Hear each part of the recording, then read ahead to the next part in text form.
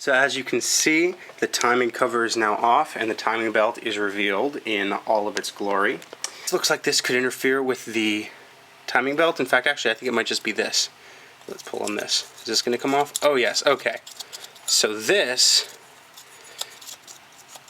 I think that comes off. I'll play with that, see if I can get that off.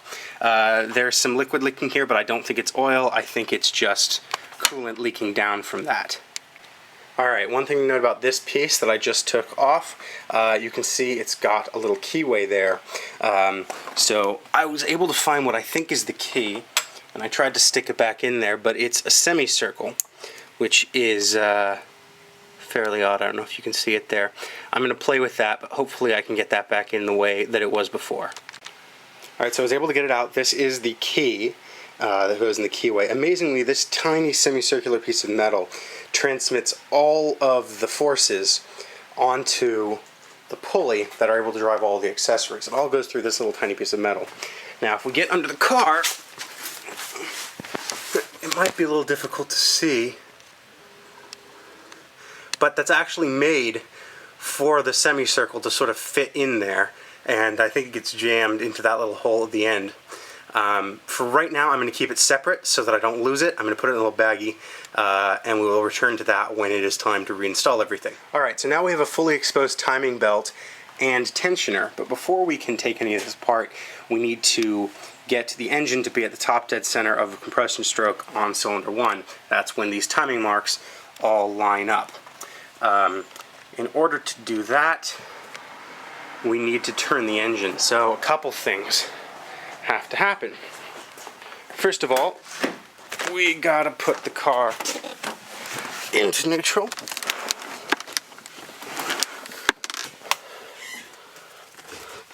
There we go. Now the engine's no longer locked in place by the rear wheels. And we're going to have to reinstall the crankshaft pulley bolt, which seems a little silly, I know, but there's no real way to turn that in order to turn the engine over. So we install this, and then you can use this to turn the engine. So when you go to start turning your engine over, you want to make sure that your ratchet is set to tighten.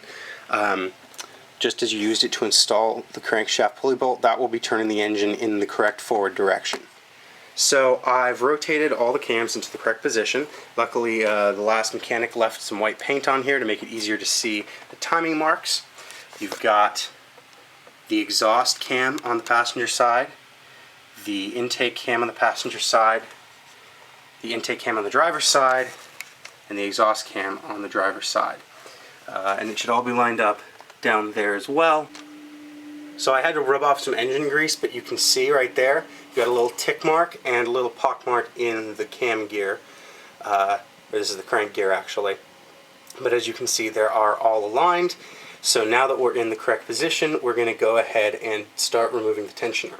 So if we take a look at this timing belt guide, it says you should screw in an M6 bolt into the tensioner to keep it from springing outward when you relieve the tension by taking out the timing bolt. In fact, actually, when you take out the timing belt, you're actually supposed to completely remove the tensioner in the first place, according to this manual.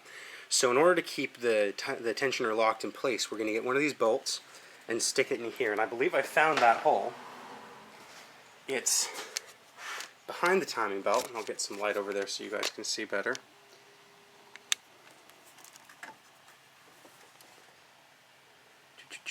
Can you see that hole? I believe that is where you stick the bolts to keep it tensioned in place. So I'm going to go ahead and get a bolt and do that. Alright, so the bolt has been installed, and as I tightened it, this gap right here got smaller and smaller. I think that's correct. That should be relieving some of the tension in the timing belt.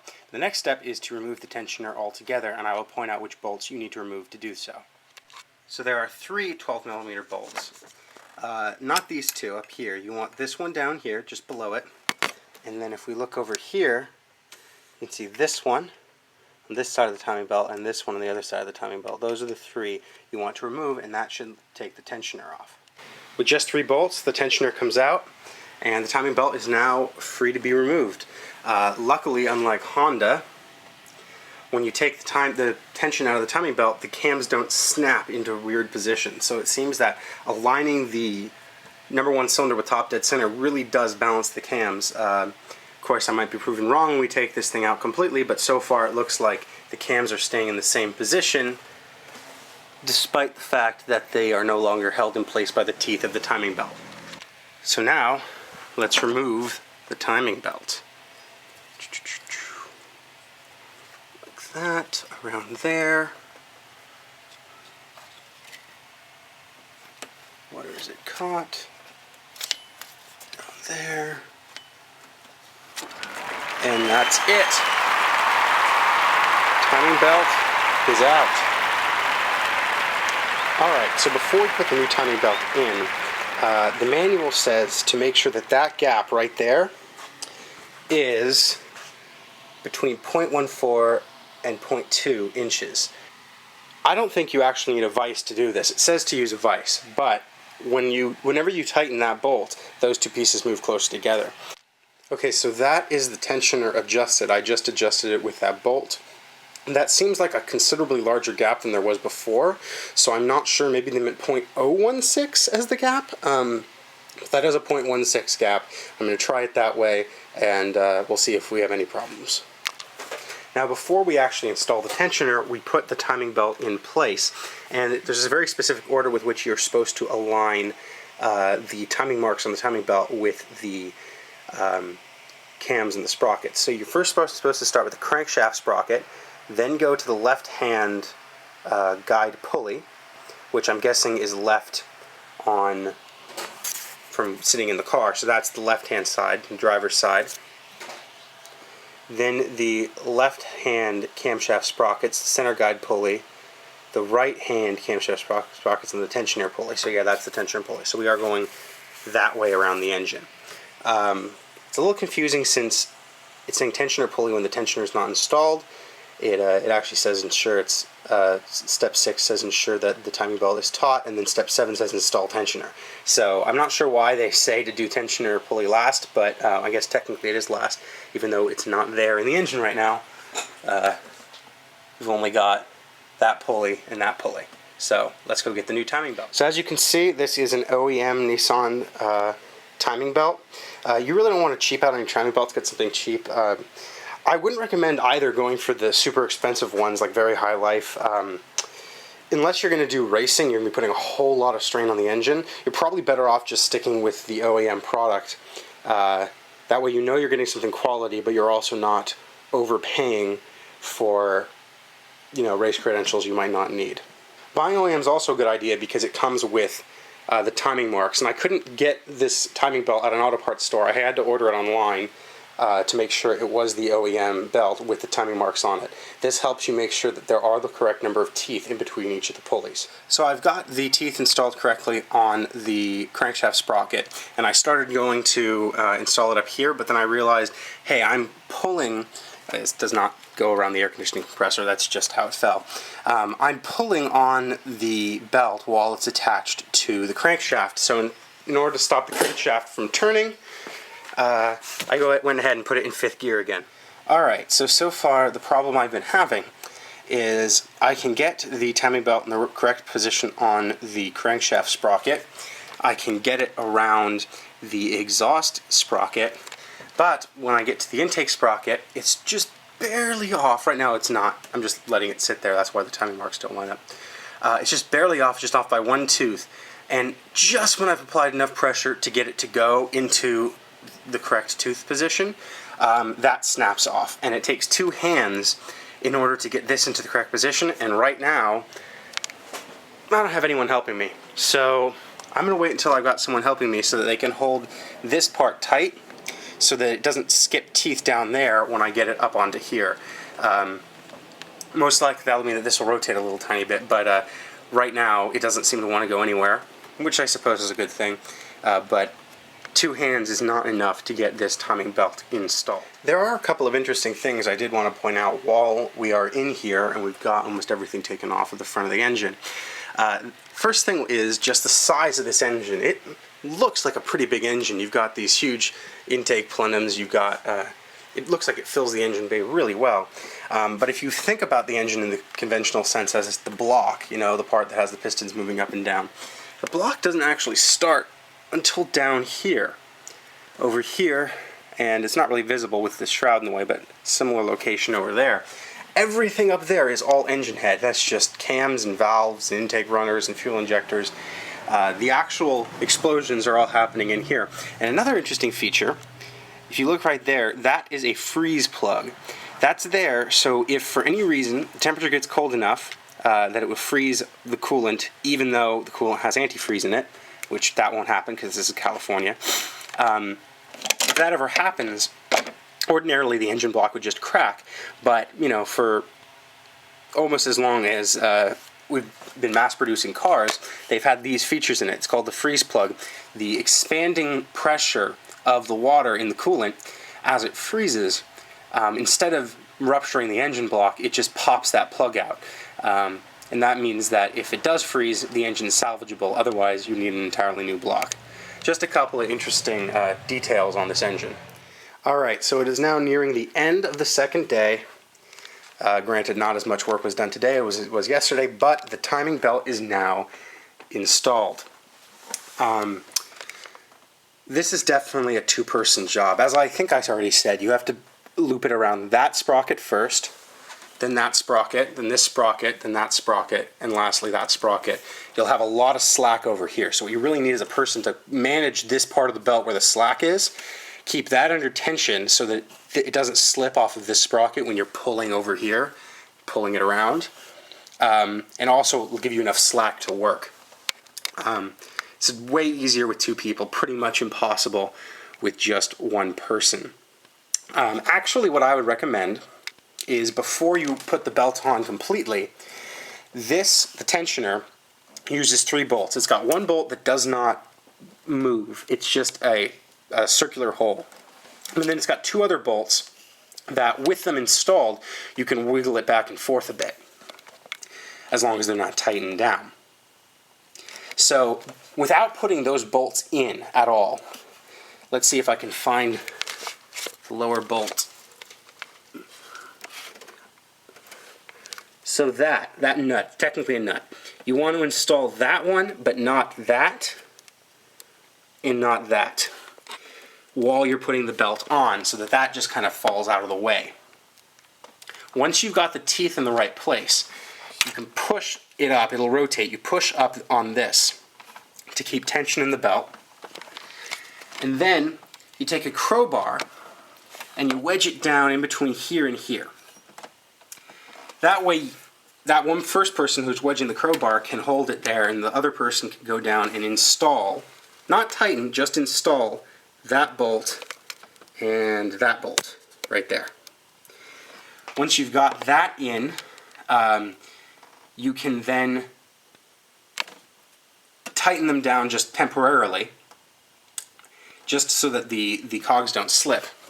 Then you want to go in the car, put it back in neutral, and you want to rotate the engine a few times. You want to make sure that when you come back around, that all these timing marks line up again. Not with the belt. The belt, those marks won't line up once you start turning the engine. But you want to make sure that the cogs all line up with the engine block at the same time. So once you've got that, once it's installed and you're cranking it around, you want to listen, make sure you don't hear any clicking of the valves hitting the pistons. You shouldn't, as long as everything is installed correctly. Also, making the belt go around the engine a few times gets rid of reveals any extra slack.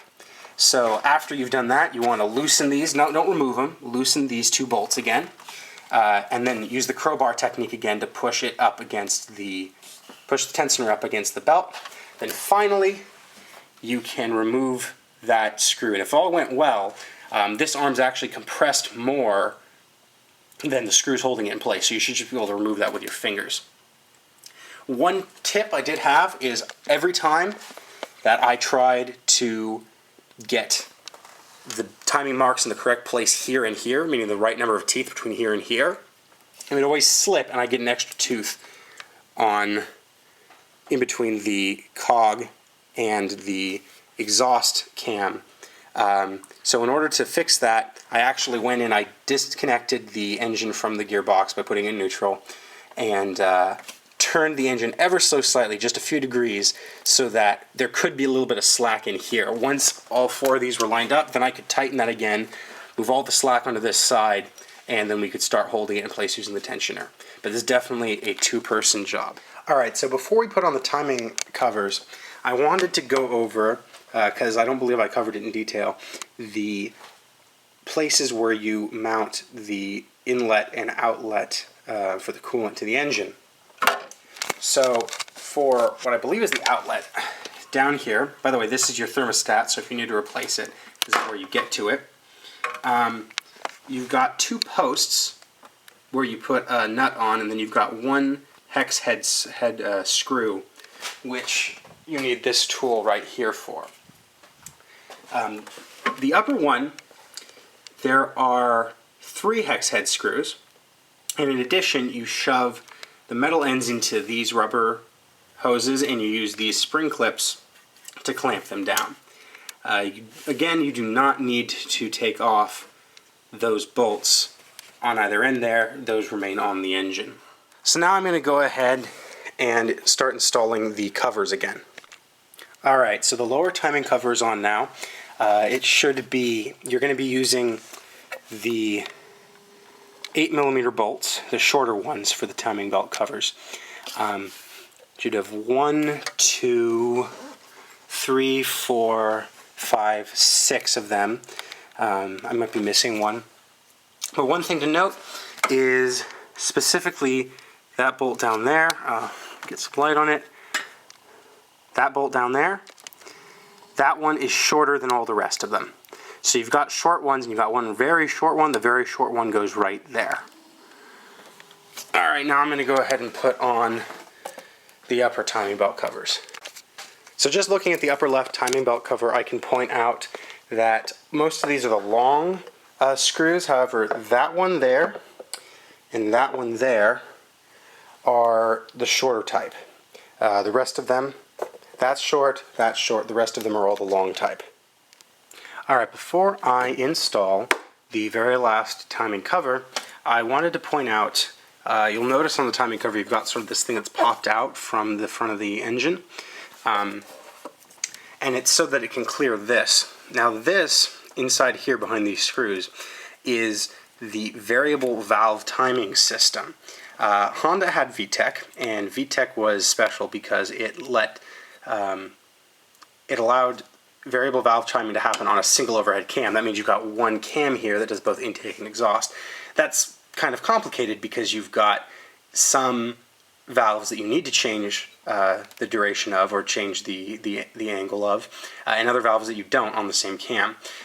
So Honda had the very sophisticated VTEC system. This is significantly simpler, although it does require dual overhead cams. That's 2 cams per cylinder bank. All it's got in there is a little solenoid. When the solenoid actuates, I can't remember if it advances or retards, but it changes the angle of the cam by about 10 degrees just by the solenoid moving inside there. So if you've got a problem with your solenoid, that's where you get at it. And that's why these intake cams look so much different than the exhaust cams. Alright, so the driver's side timing cover's on. The only 2 short bolts should be there and over there, kind of similar to the other side. Despite my best efforts, I seem to have lost one of the long bolts. If it turns up, I'll install it. But these are just covers. They just keep dirt and grime from getting in onto the timing belt.